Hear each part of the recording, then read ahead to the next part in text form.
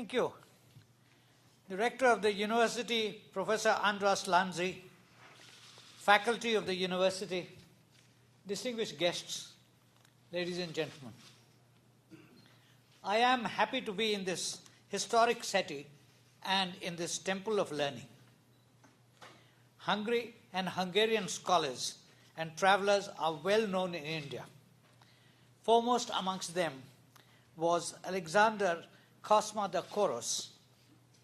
The Asiatic Society in Kolkata is proud of his association with it and has published many of his research works. His tomb in Darjeeling is a monument protected by the Archaeological Survey of India. An Indian of my generation also recalls a footnote to the events of October 1956 in this city and the role that an Indian diplomat by the name of Muhammad Ataur Rahman was destined to play in them. The gratitude of the Hungarian people was publicly acknowledged by President Arpaz Goncs on his visit to India in 1991. Hungary's journey to modern democracy took several decades after 1956 and commenced only in 1990. As a form of government for the people, by the people, each nation's experience is sui generis. India commenced this journey many decades earlier, and I feel it may be of some use to share our perceptions and experience with this young audience. Friends, India attained its freedom from British colonial rule after a long struggle. The Indian national movement is one of the few instances in history where state power was not seized in a single moment of revolutionary change, but was obtained through a prolonged struggle that alternated between active and passive phases, and in which the constitutional space offered by the existing colonial structure was utilized without being co-opted by it. A word about the nature of Indian society is relevant to contextualize this discussion. Our population of 1.27 billion comprises of over 4,635 communities, 78% of whom are not only linguistic and cultural but social categories. Religious minorities constitute 19.4% of the population. Much of this is reflective of our cultural past. Indian culture is syncretic in character and, as a historian put it, embraces in its orbit beliefs, customs, rites, institutions, arts, religion, and philosophies belonging to different stratas of societies in varying stages of development. It eternally seeks to find a unity for the heterogeneous elements which make up its totality. It is a veritable human laboratory where the crossbreeding of ideas, beliefs, and cultural traditions has been in progress for a few thousand years. The national movement recognized this cultural plurality and sought to base a national identity on it. Thus, well before the actual attainment of freedom on August 15, 1947, our people were prepared psychologically and ideologically for self-rule in a democratic format. This was spelt out in the Objectives Resolution of December 1946, stipulating that all power and authority of independent India shall be derived from the people and would guarantee some basic rights to citizens. The principles enunciated in this document were amplified in the Constitution of India of November 1949 and made operative in January 1950. It stipulated universal adult franchise. Its basic principles were summed up in a brief and pithy form in the preamble. Its sections on fundamental rights and directive principles of state policy made it a socio-economic manifesto. In other words, the superstructure of a democratic polity and a secular state structure put in place in modern India is anchored in the existential reality of a plural society. The first general election was held in 1951. 173 million citizens were qualified to vote. Of these, 44.87% exercised their franchise. 1,874 candidates belonging to different national and regional parties contested. Then, more than 6 decades later, in the 16th general election in the year 2014, the size of the electorate had increased to 814 million. The voting percentage had gone up to 66.4%, and of these, 67.9% were women and 65.6%, I beg your pardon, 67.9% were men and 65.6% were women. The number of contestants was 8,251. The institutional structure for the preparation of electoral rolls and for the conduct of parliamentary and state assembly elections is the responsibility of the Election Commission, a constitutional body whose members hold office for 6 years and cannot be removed except by a process similar to that for the removal of a judge of the Supreme Court of India.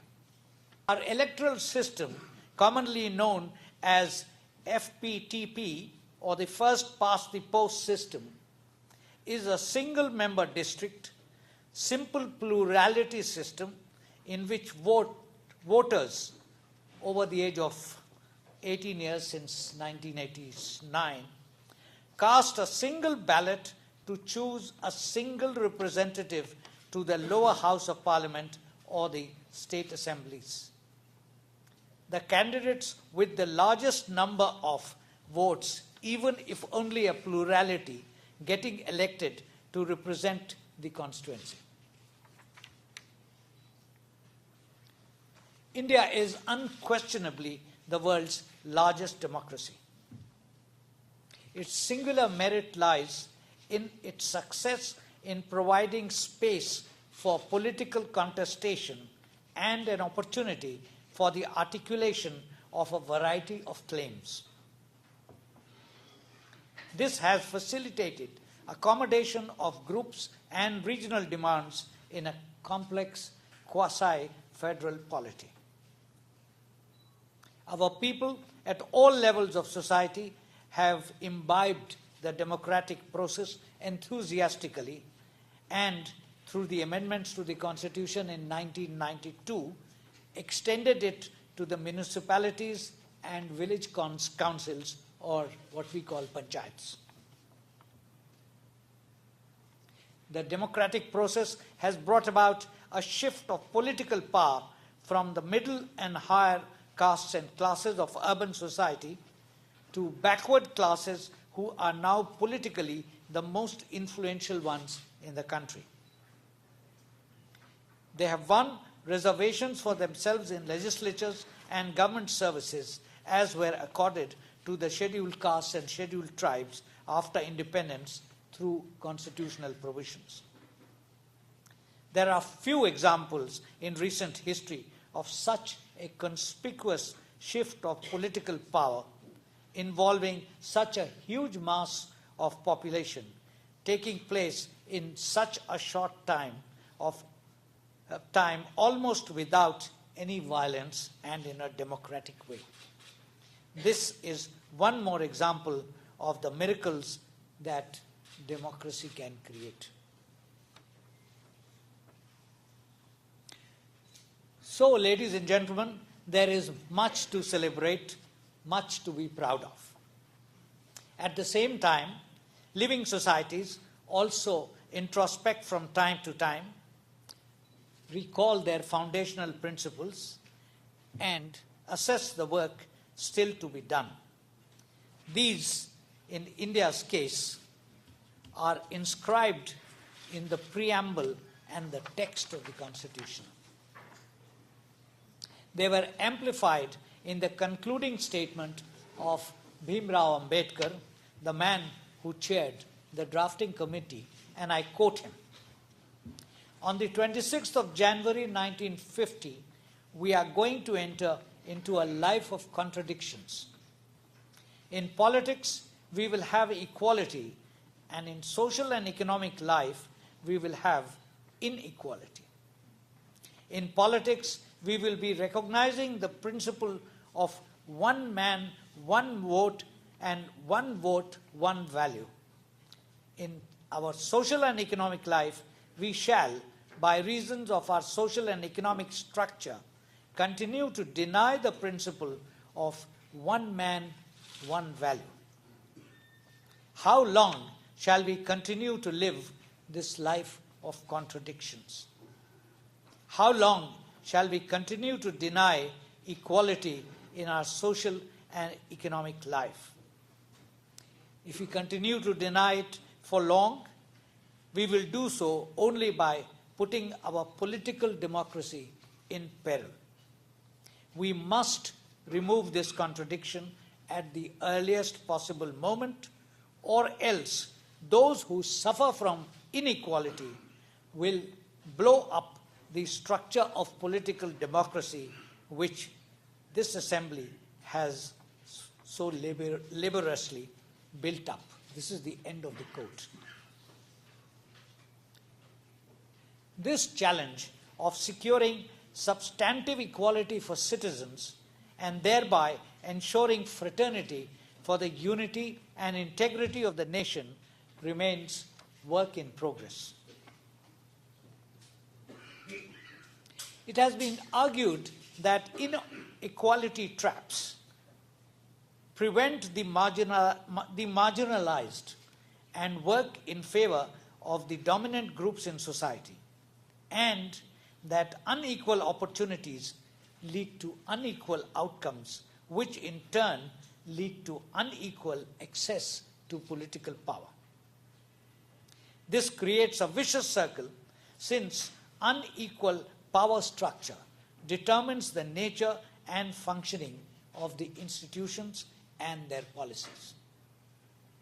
The requirement of bridging vertical and horizontal developmental gaps is accepted as valid, but in varying degrees, by all segments of opinion, and is sought to be addressed through strategies of inclusive development.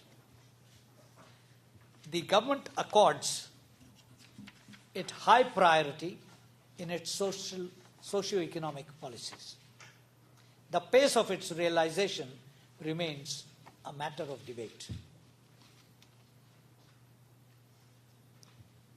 The mechanics of the functioning of our electoral system has been the subject of critical scrutiny for many years, pursuant to a realization that aberrations have crept in.